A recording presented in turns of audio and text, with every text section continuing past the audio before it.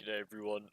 Today we're going to be looking at Clash in its most recent state, or latest basically. It just came out on Oceania, and it's the Demacia Cup, so it's May 20th of 2018, right? And the main issue about Clash right now, which should get fixed, and if it doesn't get fixed, well, this game mode is just going to die, is that you need to be at least on a level 2 to participate in a tournament. And the thing about having to be at a certain honor level to play competitive doesn't really make a lot of sense. As you can see, I'm on level 1, and this account got chat banned once because I'm pretty sure I just said the word fag once in a game. I rarely ever talk, I just said fag, and I just lose one on a level, and I've been at checkpoint 0 ever since I think it was level 10 or level 15. Can't remember. But anyway, I'm still checkpoint 0, and I haven't been punished since. I don't even talk in chat, and I'm not going to be able to play Clash. And all my other accounts are around the same, they're basically on a level 1, or dishonorable. And it doesn't really make sense, because when you think about it, you're putting a prerequisite to join into Clash, but the prerequisite has to do with your behavior and not your actual skill. And in a competitive mode, it shouldn't be about how you act. It should be about how good you are. So you're basically cutting out potential players. A lot of the good players out there are toxic and aren't the highest honor level, and you're just cutting them out of this competitive game mode.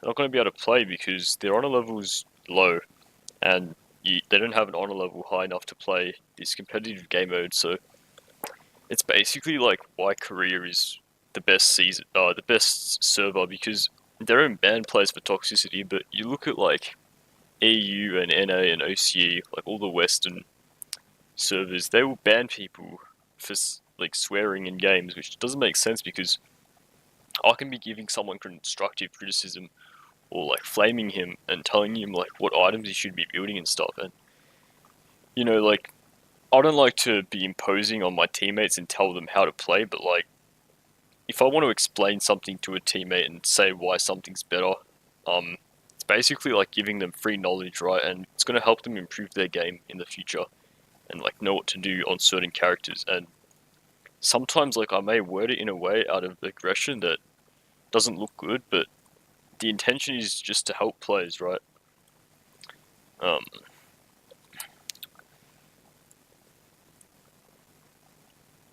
So basically, this is why Korea is so good, because they flame people and give constructive criticism all the time on what items they should be building, how to play and stuff, and that's how they get better. And they don't ban, like I said, they don't ban players that are good. That's why they're always going to be the best. On NA, they ban Consensual Clown, Tarzan. Pretty much every rank 1 player just get banned, Tyler 1 at one point was rank 14, I think. He got banned. These are just popular people that everyone knows of, so they can relate to it, but there's plenty of others that are high rank and get banned as well. It just doesn't make sense. The way I see it is that the only thing you should get banned for in League is cheating. Nothing else should be a bannable offense, because think about it, if you're inting every game, people might claim that some people are, that's why they should be banned. If you're inting every game, you're not going to be fucking Challenger or Diamond, you're going to be Bronze. So there are silver players that will say, oh, this Diamond player ints every game, fucking ban him. Well, if he's Diamond and he's inting every game, and well, what must you be doing if you're silver? You're probably playing even worse than inting. That's what these Reddit players don't understand, is that